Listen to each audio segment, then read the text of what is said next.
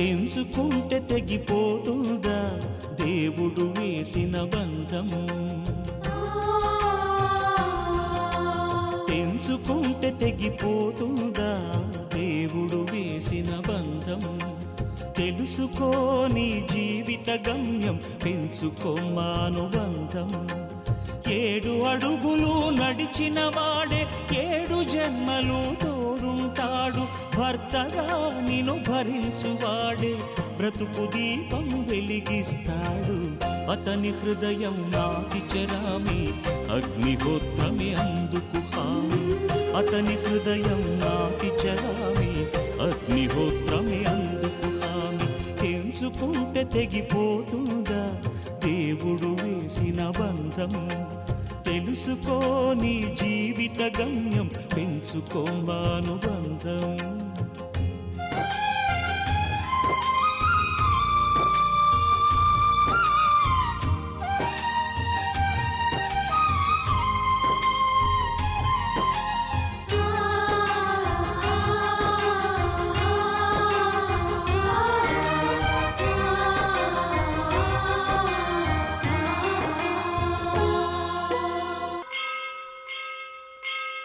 తెగువతో తన పతి ప్రాణాలే తిరిగి తెచ్చును ఇల్లాలే. అడవి పాలై వెడలిన పతిని అనుసరించును ఇల్లాలే. ఆలుమగలే సృష్టికి మూలం, వారికి తల వంచును కాలం. ఆలుమగలే సృష్టికి మూలం, వారికి తల వంచును కాలం.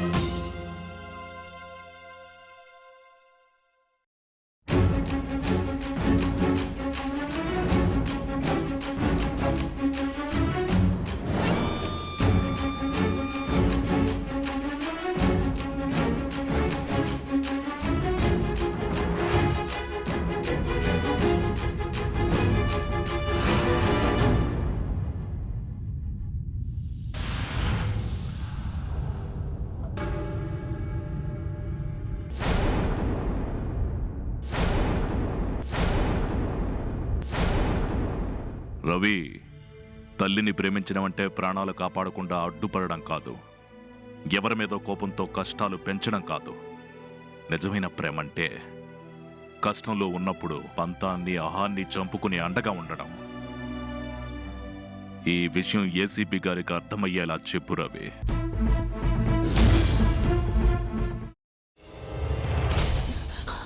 నువ్వు ఇంకేమన్నా చెప్పాలా? ఇంకేమన్నా అబద్ధం చెప్పాలనుకుంటే చెప్పేయి. నేను చూడాలనుకుంటున్నాను నన్ను మోసం చేయడానికి నువ్వు ఎంత నీచానికి దిగజారగలవు అని. ఎందుకు ఆలియా, ఎందుకు నువ్వు ఇలా చేసావు? నీకు తెలుసు కదా నానమ్మ తర్వాత నీ ఒక్కదానిని కదా నేను పూర్తిగా నమ్మేది. ఏమన్నావు నువ్వు? ఈ మధ్య అన్నిటినీ మర్చిపోతున్నావా? అది చాలు. వాటిలో ఉన్న శక్తి విషయాన్ని గ్రహించి మనకు వివరిస్తాయి.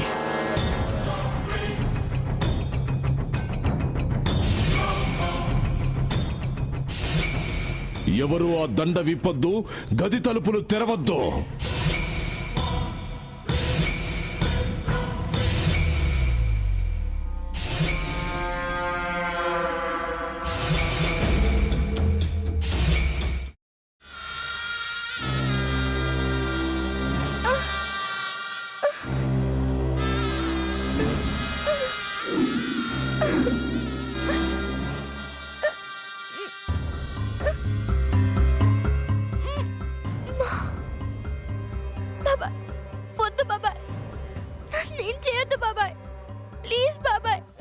నీకు నిజం తెలిసినప్పుడే నా ఆలోచనలో నువ్వు చచ్చిపోయావు.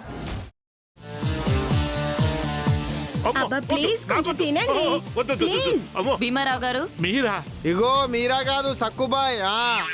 అవును, మీ పనామే లేచిపోయిందని చెప్పి కంప్లైంట్ ఇచ్చినావు కదా. రేయ్, ఆయన కంప్లైంట్ ఇచ్చింది లేచిపోయిందని కాదు, కనిపించడం లేదు అని. అట్లానా? సరే మేడం. ఇడియట్. ఆ వంట మనిషి పేరేంటన్నారు? రత్తాలు మేడం. ఏం పెద్ద మంచి, నీ వంట మంచిని కూడా మేడం అని పిలుస్తావా? రేయ్ హాఫ్ బ్రెయిన్,